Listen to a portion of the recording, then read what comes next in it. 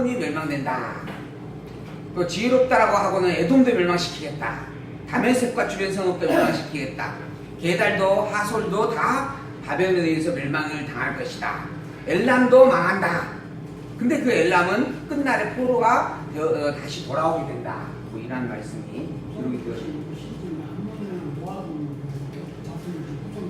그러죠. 로스로 말미암아 시작된 독수리.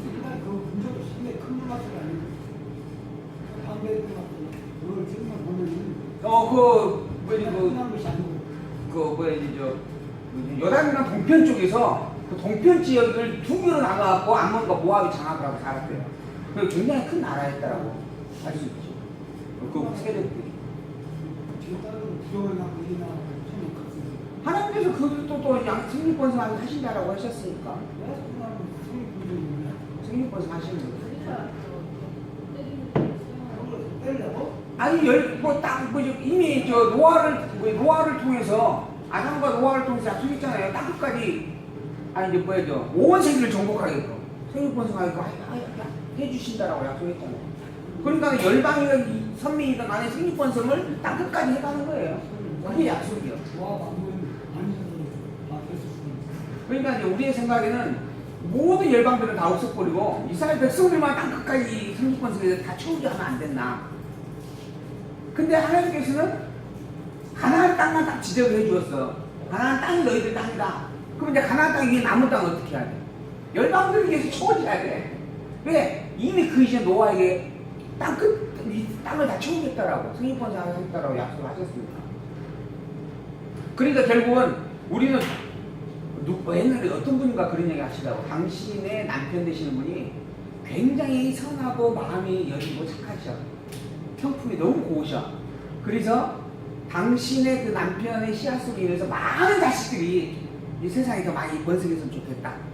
그 정도로 남편에 대해서 너무 이렇게 듬직하다라고 하는 그런 이야기를 어떤 분이 하신 기억이 있어요.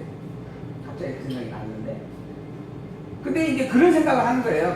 어차피 다른 이렇게 악한 사람들 씨보다는 선한 사람들의 씨가 더 많이 있으면 좋을 거 아니에요.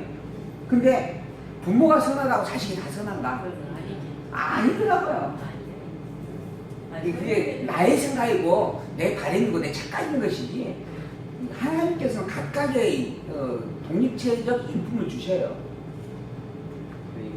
그래서 우리의 생각은 우리 기준에서 그게 좋을 것이다, 그게 좀 더 나을 것이다 라고 하는 판단을 하지만 하나님은 당신이 정하신 대로 모든 만물을 섭리해 가고 계시다라고 하는 거죠. 그래서 열방들을 다 멸망시키겠다라고 하는 말씀이 구체적으로 나옵니다. 암몬에 대한 이야기 나왔고요. 그 다음에 두 번째로 에돔에 대해서 친다라고 하는 이야기가 나오고요. 49장 11절을 보면 이런 이야기가 있어요. 49장 11절.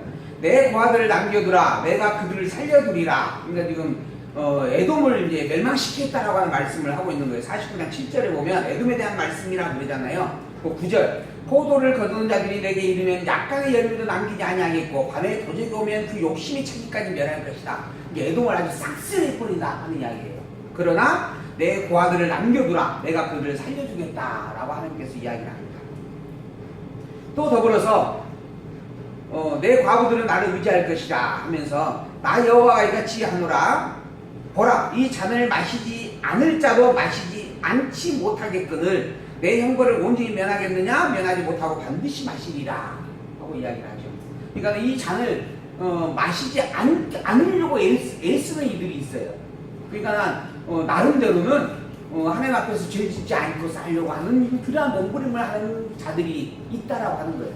그런데 그럴지라도 그들이 마시지 않지 못한다. 부정의 부정어예요. 그러니까 반드시 마시게 된다라고 이야기를 하는 거죠. 그런데 내 의지로는 내가 마시지 않으려고 애를 쓰고 몸부림치고 발버둥을 칠지라도 하나님께서 마시게 하면 마실 수밖에 없다라고 하는 거예요. 왜 그러는가? 왜 그래요? 내 주관으로 되는 일이 아니고 내 의지로 되는 일이 아니고 오직 주권자는 여호와 하나님이기 때문에 그런 거예요.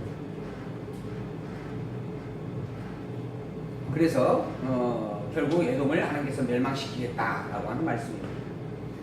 14절 내가 여호와께로부터 오는 소식을 들었노라. 사자를 열방 중에 보내 이르시되 너희는 모여와서 그를 치며 일어나서 싸우라 하시도다. 그래가지고 결국은 에돔을 멸망시키게 된다라고 하는 말씀 기록이 되어져 있습니다.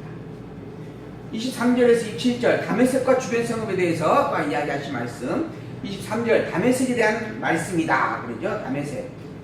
그러면서 26절 나 여호와가 말하노라. 그런즉 그날에 그의 청년들은 그 거리에 엎드러지겠고 모든 군사는 멸절된다 하는 것. 결국 다메섹도 멸망시키겠다. 28절 33절은 게달과 하솔에 대해서 하신 말씀이다 그러죠. 그들도 내가 다 멸망시키겠다 라고 하는 그런 이야기 말씀입니다. 게달과 하솔은 어떤 인물입니까? 이 게달이라고 하는 것은 이스마엘 계통의 유목민으로 암몬 동쪽에 살던 족속이래요. 그리고 하솔은 아라비아 지역의 주둔하에 살던 족속들이다. 그러니까 결국 이스라엘 가나안 땅을 주변에 놓고 주변 열방들, 주변에 있었던 열방들이에요. 계달의 장막도 게달의 장막도 나오네요. 게달의 장막. 근데 게달 족속이 그래도 이스마엘 후손이래요. 그렇죠. 그 당시 하나의 족속들이니까. 족속은 부족국가죠. 그 당시에 보면. 34절에서 39절 엘람이 망하고 끝날에 포로가 돌아올 것이다 라고 하는 말씀을 해줍니다. 자, 하나님께서 엘람을 망하게 하시겠다라고 하는 거예요. 그런데 끝날이 되어지면 그 엘람의 포로로 끌려간 자들을 돌아오게 하겠다라고 이야기하는 거예요. 그러니까 결국은 엘람을 회복해 주겠다라는 말씀이 되는 거예요. 왜 회복을 해줄까요? 다른 열방들은 지금 다 망한다라고 이야기를 하고 있는데 더불어 엘람도 지금 망한다라고 이야기를 하고 있어요. 그런데 엘람은 포로에서 회복해 주겠다라고 이야기를 해요. 왜 그럴까요?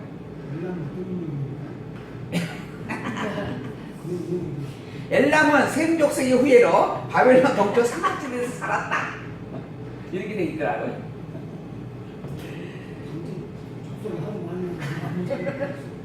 그러니까 문제는 이 엘람에 대해서는 왜 이런 이야기를 하고 계실까 하는 거예요. 여러분 생각에 왜 그럴 것 같아요? 엘람에게만 지금 그 이야기를 덧붙여서 해주고 있는 거예요. 너희들은 포로에서 돌아오게 해주겠다. 왜 그럴까요? 엘람이 유다 백성처럼 구원받을 백성이 때문에 그럴까요? 그래서 이제 요런 얘기 보면은 야 봐라 때리긴 하지만은 이 엘람도 열방이었는데 구원받지 않느냐. 그러니까 하나님께서는 멸망시킨 게 목적이 아니라 때리고 다시 싸매시는 그런 긍휼이 많으신 선하신 분이라고 하는 것을 알게 하려는 것이 목적이다. 하나님은 모든 인간을 다 구원하려고 하시는 분이다. 그래서 많은 구원이 그래서 나와야 되는 거예요. 이런 내용들을 가지고. 그리고 우리는 그걸 인정하지 않잖아요. 그럼 우리는 이걸 어떻게 이해를 해야 맞을까요? 어떻게 이해를 하는 게 옳을 것 같아요? 우리의 입장으로 보면. 딴 사람들은 그렇게 이야기하는데 아니야 그렇게 보면 안 된다 이렇게 봐야 되는다 하고 우리가 설명을 해줘야 되잖아요. 우리의 핵심의 중심은 기준점은 어디에 있어요? 우리가 이 모든 사건들을 바라볼 때 가장 기준점을 어디에 둬야 돼요? 하나님과 성령에게 둬야 돼요. 이 모든 일들이 무엇 때문이라? 성령을 향하여 교육해주기 위한 것이다 제가 그랬잖아요. 그러니까 지금 엘람을 망하게 하셔. 망하게 하는 이유가 뭐냐면 유다 백성을 때렸다라고 하는 것과 우상을 섬겼다라고 하는 거예요. 우상을 섬기면 망한다 이거 보여줬죠. 근데 엘람을 또 회복을 해줘. 이 회복해 주겠다는 약속을 하고 회복을 해줘요. 그걸 바라보는 유다 백성들은 뭘 느껴요? 야 약속하였더니 멸망받을 수밖에 없는 열방까지도 약속한 대로 다시 돌아오긴 하시는구나. 그런데 우리는 누구예요? 선민이요. 선민이 우리에게 이미 뭘 약속했어? 바벨론 포로 70년이 차면 돌아오게 하겠다 약속하지 않았어요? 그러니 우리가 돌아오는 것은 틀림없는 사실이다.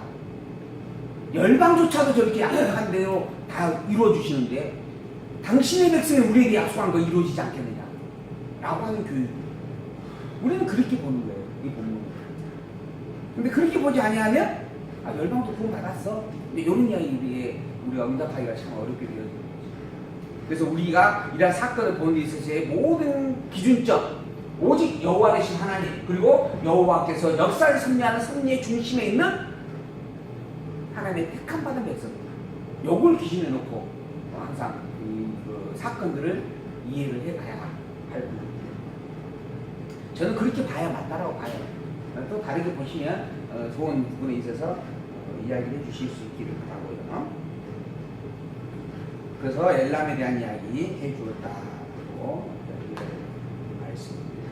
이어서 50에서 52장 바벨론에 대해서 보수해주겠다, 보수하겠다라고 하는 말씀, 보수의 방법에 대한 예언을 먼저 선포를 해주고요. 그 다음 보수의 결과에 대해서 예언을 해주시고, 그러한 바벨론이 얼마나 멸망받을 수밖에 없는 존재인가라고 하는 것을 설명해주는 내용이 52장에 기록이 되어집니다. 먼저 50장 바벨론에 대한 멸망에 대한 예언의 내용 이야기를 해갑니다. 바벨론을 멸하여서 포로로 끌려간 백성들 귀환해주겠다. 아까 지금 엘람에 대해서 포로로 끌려갔다가 돌아오겠다 했잖아요. 그러고 난 다음에 바로 지금 이제 바벨론 멸망하면서도 이야기하는 거예요. 너희들 포로에서 다 돌아온다. 바벨론이 멸망하게 되어질 때 하고 유다 백성들, 이스라엘 백성을 향해서 이야기를 해주고 있는 말씀입니다. 여호와께서 선지자 예레미야로 바벨론과 갈대아인의 땅에 대하여 하신 말씀이라. 너희는 열방 중에 광고하라, 공포하라, 길을 세우라, 숨김이 없이 공포하여 이르라.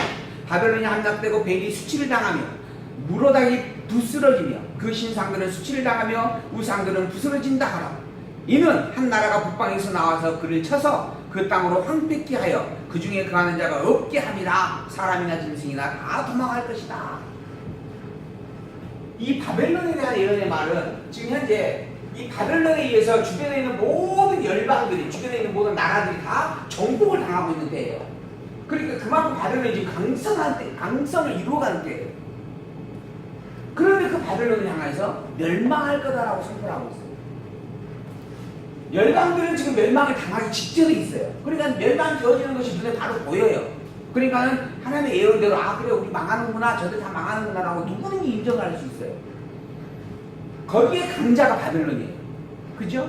근데 그래서 바벨론이 멸망한다라고 하는 이야기를 하면 믿어야 안 믿어요.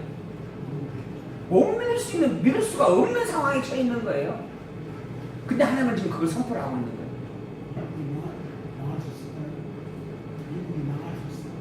미국 망하죠. 아니 나라가 어떻게 망할지 모르지만 지금 이 부강하면서는 아마 많이 폐쇄할 겁니다. 이미 경제적으로 많이 폐쇄했다 그래요. 그러죠. 그래서 그 어마어마한 권세를 가지고 있죠.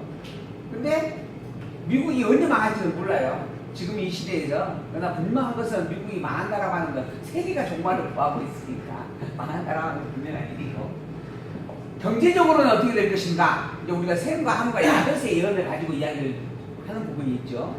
하나님께서 셈의 장막에 야벳이 거하게 된다라고 하는 부분. 그래서 이제 이 셈이라고 하는 족속이 아시아권 족속을 가리킨다라고 하는 부분이니까 야벳의 권세가 셈의 장막 안에 굴복되어진다. 그러니까 결국 미국이 중국 권세에 굴복되어진다라고 우리가 예언을 해가는 거예요. 이야기를 해보고 있는 거죠. 이 중국이 망하게 될지, 권세에 굴복을 하게 될지, 대한민국 권세에 굴복을 하게 될지 몰라. 근데 복음의 보자들을 보면은 대한민국이 지금 어마어마한 그 사명을 감당을 하고 있다라고 이야기를 합니다. 유대의 이 지구의 인류의 역사에서 이제 신학적으로 이야기하는 부분을 보면 이 지구의 역사에서, 인류의 역사에서 유대인에게 있어서의 복음이 시작이 돼가지고 예수 그리스도가 오고 난 다음에 전 세계로 복음이 흩어지잖아요. 그 복음의 역할을 유대인들이 했어요. 예루살렘에서 시작이 됐잖아요. 그리고 난 다음에 그와 같은 역할을 한 두 번째 영향력을 끼친 나라가 한국이에요. 그 정도로 한국이 복음의 그 모짜리 역할을 아주 크게 하고 있다라고 이야기해요. 신학계에서는 그럽니다. 이거 세계적으로도 그렇게 이야기를 하고 있고. 그래서 선교사를 파송하고 있는 그 어떤 범위와 능력들이 가장 많은 역할을 하고 있는 게 한국이다라고 이야기를 하고 있고요.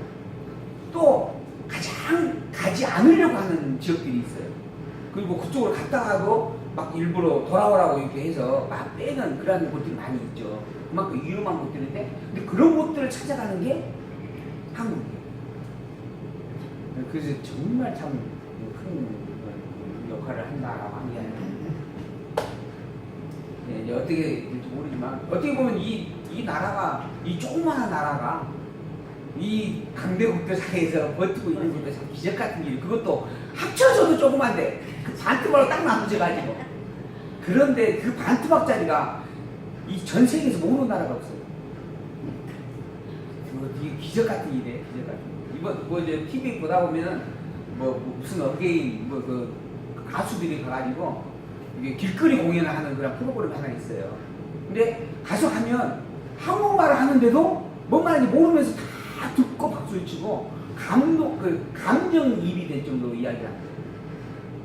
그리고 전에는 코리아 그러면 다 북한을 이야기했대요.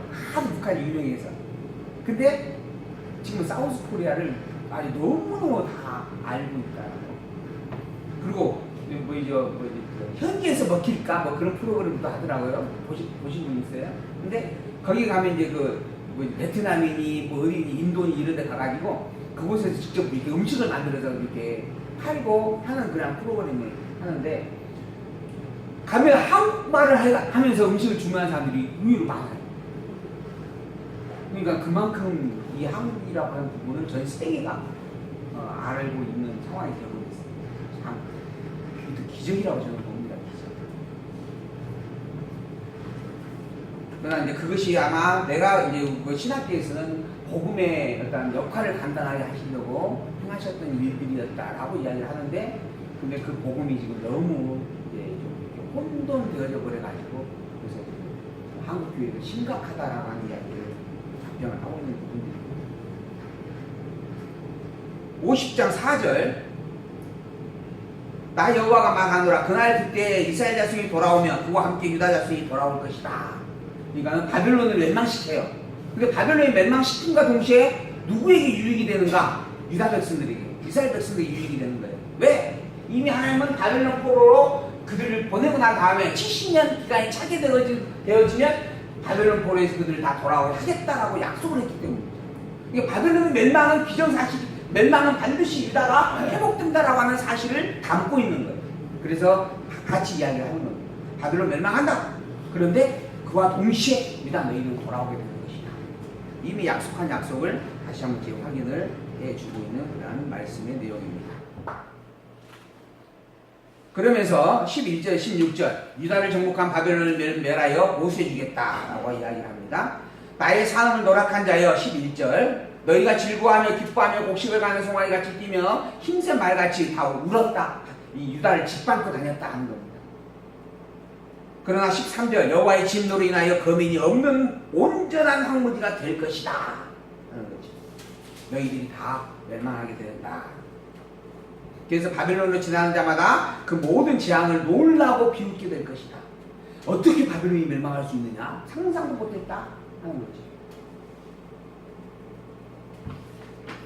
17절에서 28절 메대와 바사로 말미암아 바벨론을 멸망시키겠다.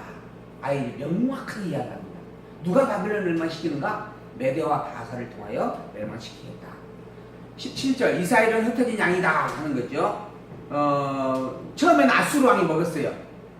그리고 북쪽 이스라엘 먹었잖아요. 아수르 왕이. 두 번째는 바벨론 왕 느부갓네살 와서 먹어요. 이스라엘 유다 백성들을 약탈을 해가는 겁니다. 그러므로 나 만군의 여호와 이스라엘 하나님이 이같이 말하노라. 보라 내가 아수르 왕을 벌한 것 같이 바벨론 왕과 그 땅을 벌하고 이스라엘을 다시 그 목장으로 돌아오게 하리니 그가 갈멜과 바산에서 먹을 것이며 그 마음이 에브라임과 길르앗산에서 만족하리라. 나 여호와가 말하노라. 그날 그때에는 이스라엘이 죄악을 찾을지라도 없겠고 유다의 죄를 찾을지라도 발견치 못하리니 이는 내가 나의 남긴 것을 사할 것이야. 하나님께서 죄 다 사해 주시고 백성들 돌아오게 하겠다 하는 겁니다. 그런데 아까 우리 그거 봤죠? 에레미야 30장 11절에서 한 가지 내용 봤잖아요. 내가 공도로 너를 진책할 것이요 결코 무지한 자라 아니하리라 그랬잖아요. 내가 너를 반드시 때리겠다라고 하는 거예요. 너 죄 없다라고 안 하겠다. 너 죄 있다. 죄 있는 거 죄 없다라고 절대 내가 인정하지 않겠다 하는 말씀을 했어요. 근데 지금 이 본문은 죄악을 찾을 자도 없다. 죄를 찾을 자도 발견치 못할 것이다. 왜? 내가 사해 주었기 때문이다. 남은 죄를 사해 버렸기 때문이다. 그러죠. 반드시 죄를 때리신다. 이게 공의예요. 근데 사해주겠다. 사하심. 때리겠다라는 말이에요. 사하겠다는 말이에요. 이 두 말이 지금 같이 있어요. 우리가 지금 아까 분명히 본문에서 봤잖아요. 하나님의 말씀으로. 때린다는 하나님의 말씀, 사해준다라는 하나님의 말씀. 대체 어느 말씀이 진짜 말씀일까요?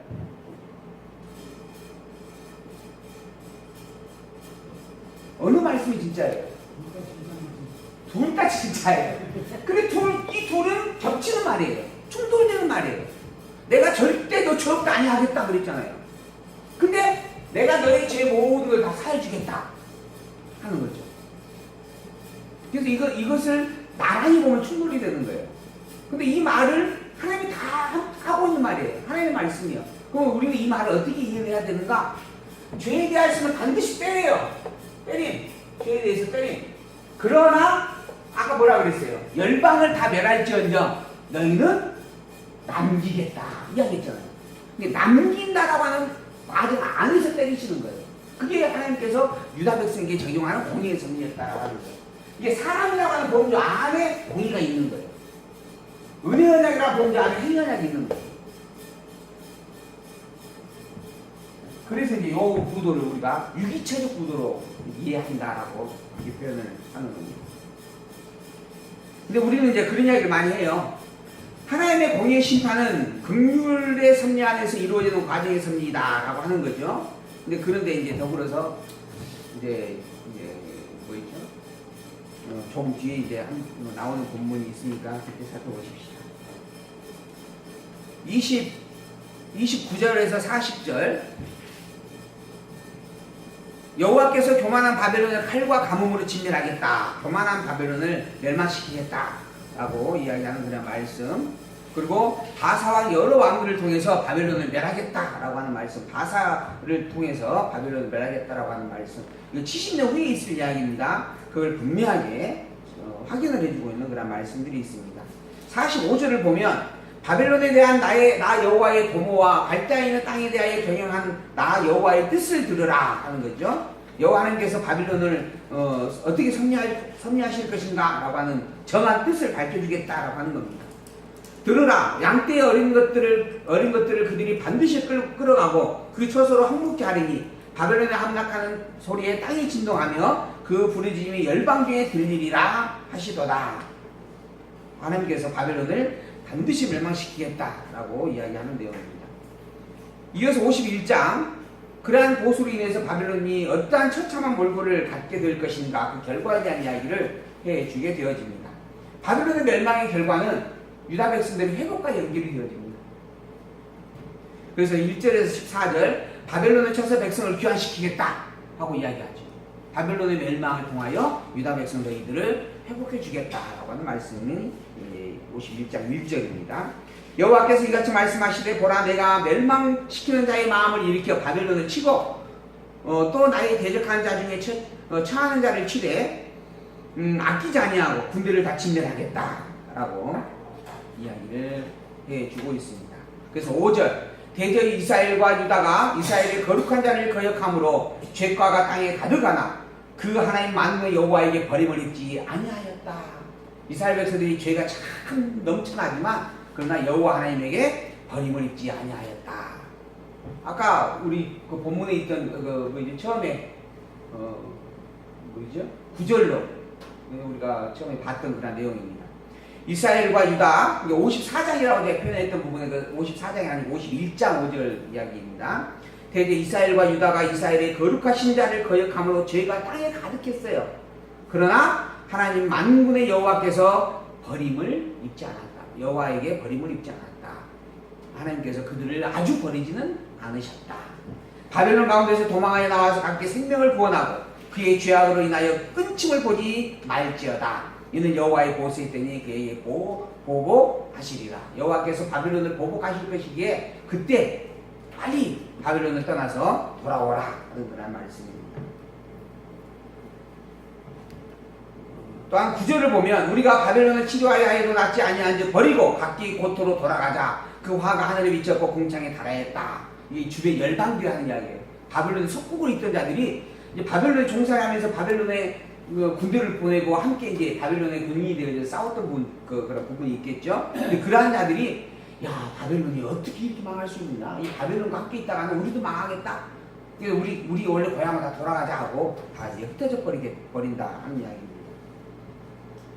그래서 여호와 하나님께서 바벨론을 멸하게 하신다. 이렇게 되어진 이유가 뭔가? 12절을 보면 바벨론 성벽을 향하여 길을 세우고 튼튼히 지키며 파수꾼을 세우며 복병을 베풀어 방비하라. 이는 여호와께서 바벨론 거민에 대하여 말씀하신 대로 경영하시고 행하심이로다. 여호와 하나님께서 바벨론에게 이미 정한 일들을 직접 행하여 이루실 것이기 때문에 그렇기 때문에 바벨론은 멸망될 것이고 그걸 너희들이 목적하게 된다 하는 의미에서 하시는 말씀입니다. 그래서 유다 백성들 너희들은 때가 되어지면 바로 돌아올 준비를 하고 돌아와라 하는 거죠. 15절에서 26절은 우상을 섬겼다라고 하는 이유를 들어서 바벨론도 멸망하겠다라고 이야기합니다. 여호와께서 그 건너으로 땅을 지으셨고 그 지으로 세계를 세우셨고 그 명철로 하늘을 펴셨으며 그가 목소리를 발한즉 하늘에 물이 많이 생기고 그가 땅 끝에서 구름이 오르게 하시며 비를 위하여 번개하게 하시며 그 곳간에서 바람을 내시거늘 사람마다 우준하고 무식하도다. 금장색마다 자기에 맞는 신상으로 인하여 수치를 당하나니 이는 그 부어 만든 우상은 거짓이요 그 속에는 생기가 없습니다. 하나님께서 이 모든 만물을 창조하셨고 이 모든 만물을 다스리고 주관하고 계셔요. 이거는 명백한 진리입니다. 그런데 인간들이 너무나 우준하고 무식해요. 무식해도 그 무식이 너무 깊어요. 그래가지고 기껏 만들어낸 것이 하나님이라고 만들어낸 것이 금장색으로 꾸며낸 우상들이었습니다. 그 우상을 만들어 놓고 이 존재가 하나님이다 라고 믿고 사는 거예요. 너무 미련하고 어리석은 일이다. 무식의 극치다 하고 이야기하는 겁니다. 왜? 그는 부어 만든 우상이고 그는 거짓된 것이고 그 속에는 생기가 없기 때문이다. 우상은 아무것도 할 수 없는 존재이기 때문에 그런 거예요. 그래서 이사야가 그랬죠. 이 우상이라고 하는 덩어리 너희들이 일부는 불쏘시개로 쓰고 있고 그 일부는 또 뭐 하죠? 깎아가지고 우상을 만들어 놓고 그러니까 똑같은 나무떼기인데 하나는 너희들이 불쏘시개로 시커먼 껌장을 만들어 쓰기도 하고 그러면서 또 하나는 신이다라고 우기고 그렇게 믿고 산다.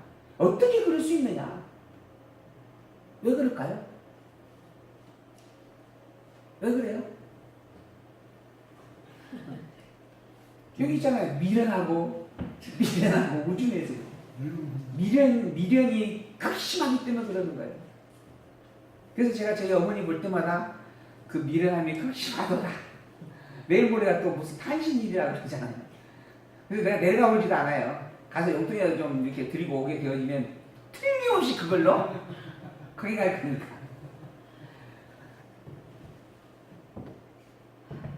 그걸로 인해서 열심히 빌면 자식들이 잘 될 거라고. 근데 당신이 보기에는 너무 아직도 안 되고 있는 거예요. 근데 그걸 몇 년을 했어요, 지금? 평생을 하고 있는 거예요. 그 평생을 지켜봤는데도 안 됐으면 한두 번이야 혹시나 그렇다 치더라도 혹시나 하고 근데 평생을 해봐도 안 돼. 그럼 어떻게 해야 돼요? 그렇게 생각하지 않으세요. 그럼 저희는 아직도 부족해서? 내가 그나마라도 이렇게라도 했으니까 이나마라도 너희들이 이렇게라도 했으니까 이나마라도 된 것이다. 어머니 말씀. 또 그러겠구나. 대체 그 만족함이 어디에 있으려나 참. 하여간 그 모든 것들은 우준하고 무식함의 결과입니다. 이 본문에 분명히 이야기하잖아요. 조금만 생각을 하면 그게 거짓이라는 걸 분명히 알 것이라는 거예요. 그것들은 헛것이여 망령되이 만든 것인즉 징벌하시는 때에 멸망할 것이나 야곱의 분깃은 이같이 아니하나니 그는 만물의 조성자요 이스라엘은 그 산업의 지파라. 야곱의 분깃. 야곱의 하나님은 그렇지 않다는 거예요. 우상들은 다 헛되고 거짓되고 생기가 없는 존재이지만 야곱의 하나님은 그렇지 않다. 우상과 견줄 수 없다. 비교될 수 없는 존재다. 그는 어떤 자예요? 만물을 조성한 자예요. 모든 만물을 창조하신 분이에요. 세계를 지으셨고 땅을 지으셨고 지혜로 세계를 세우셨고 명철로 하나를 펴신 분이다. 그러니 이왕 하나님을 알고 하나님을 믿겠다고 한다면 이 여호와 하나님을 믿어야 돼요. 그게 지혜입니다. 그러나 그게 귀에 들리고 믿어져야 믿어지는 일이라, 믿을 수 있는 일이라 그냥 이야기만 해드리는 거예요. 성경에 있는 말씀을 근거로 해서. 27절에서 40절, 열국을 모아 바벨론을 치게 하겠다라고 하는 말씀이 있습니다. 열방들을 모아가지고 바벨론을 치게 하겠다. 누구를 중심으로? 메대와 파사를 중심으로 열방들을 모아서 바벨론을 치게 하겠다. 결국은 메대와 파사의 왕국을 세워주겠다 하는 이야기입니다. 바벨론을 멸망시키기 위해서. 그래서 28절, 열국 곧 메대인의 왕들과 그 방백들과 그 모든 두려워하고 가난하는 모든 땅을 예비시켜 바벨론을 치게 할 것이다.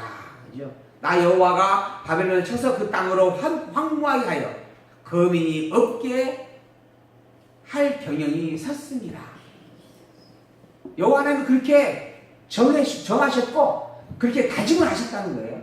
결정을 했다는 겁니다.